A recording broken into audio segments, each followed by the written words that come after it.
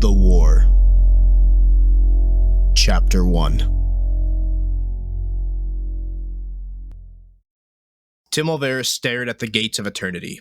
Every time he looked upon the holy city, it was as if it were the first time again. The indescribable beauty of the god's domain always brought tears to his eyes as he gazed up into the infinite. Timm tore his eyes away from the architecture of the divine realm and studied the gathering of demigods. Many faces Timm recognized as warriors and heroes of old: Uramil, Adran, Kruger, and Durganov, to name a few. The demigods mingled and talked amongst themselves, exchanging theories on why so many beings of power had been brought to the Great Hall when there was a divine war to be won. A hush fell over the congregation as a thunderous wave echoed from the halls, and the All-Father Thalor called attention to his daughter, Lunara the Silver Mist. Timm turned his attention to Lunara, a tapestry of what appeared to be a million diamonds lighting the air around her. Yet this veil only seemed to enhance her beauty and complement her every divine aspect. Chosen of the divine, you have been called here to defend your homes and all of Aetheria. Lunara breathed deeply, seemingly looking into the eyes of each individual gathered before continuing. Varanath and his traitors have come out of hiding in force. In a foolish attempt to confuse the children of Thalor, the rebels have struck at multiple targets throughout the plains. These targets include the first city of Urbis Requiem on Aetheria, the Citadel of Shadow in Nocturnus, the Field of Battle in Ardania, and the Veil of Fate in Senwell. But such an attack is a fool's errand, for we know Varanath's true intention is to overwhelm the defense in Nocturnus and reclaim his seat of power in the Citadel of Shadow. Lunara paused and gazed around the room, allowing the weight of her words to settle into the hearts of the crowd. The one who is cast out seeks vengeance on his sister Solara and her daughter Ferion, who took his throne once he was stripped of his power by the blessed Thalor. Varanath's forces are numerous, and he has recruited allies that are powerful indeed. But we have you, the Seraphim of Thalor, mighty demigods we are glad to call our children. You shall be sent out to destroy the evil at our doorstep and remove the taint of Varanath from Aetheria. A cheer rose from the gathered seraphim, and Timm found himself infected with the enthusiasm and rage that had overtaken his kin, as a crystalline mist fell upon the crowd of demigods.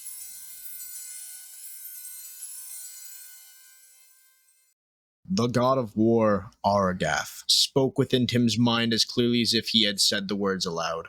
You, Timm Alveris, shall go with Uramil, Durganov, and Berikstraut to the steps of Urbis Requiem.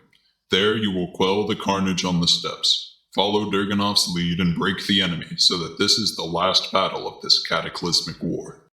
When Aragath went silent, Timm saw that he was now within a staging room. The room's walls were white marble lined with gold and dark oaken furnishings. Stone and wooden tables lined the walls of the octagonal room. Each had a spread of armor and divine equipment. There, standing in the room with him, was Berikstraut Elderberry Brauge, the guardian of Hallandor, Uramil Waldron, the chosen of Thalor, and Durganov, the Black Scourge.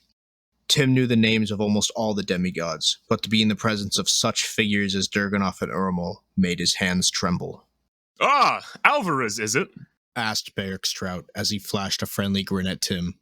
Berikstraut was a short but sturdy-looking dwarf, with dark brown hair and white wooden armor that glimmered like the sun.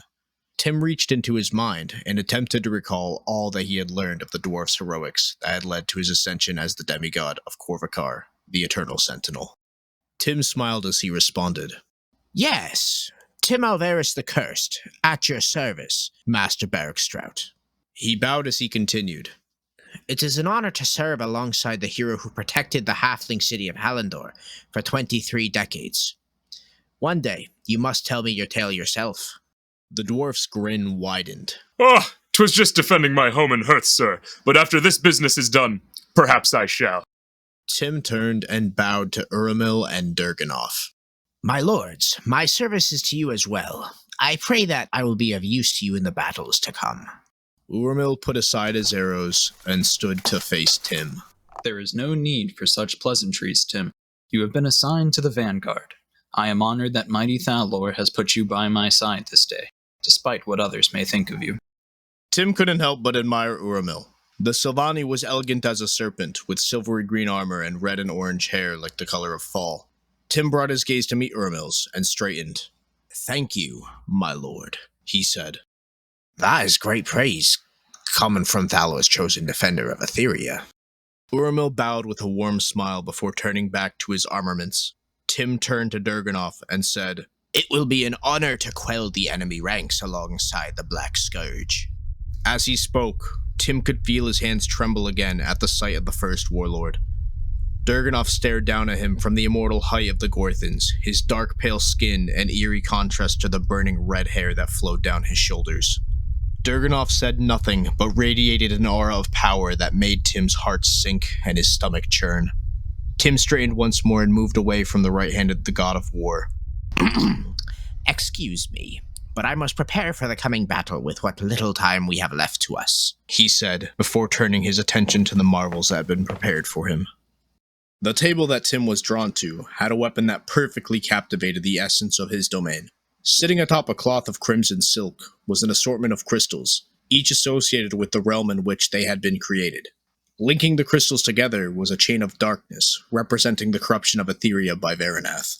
Timm lifted the artifact and admired the craftsmanship of the weapon. He focused his mind and poured mana into it, and as he did, the chains abandoned the crystals as they snaked around his wrists, leaving the crystals to hover in the air, humming with power. Energy raced through Timm's veins as dark memories returned to him of the day he became a chosen of Varanath.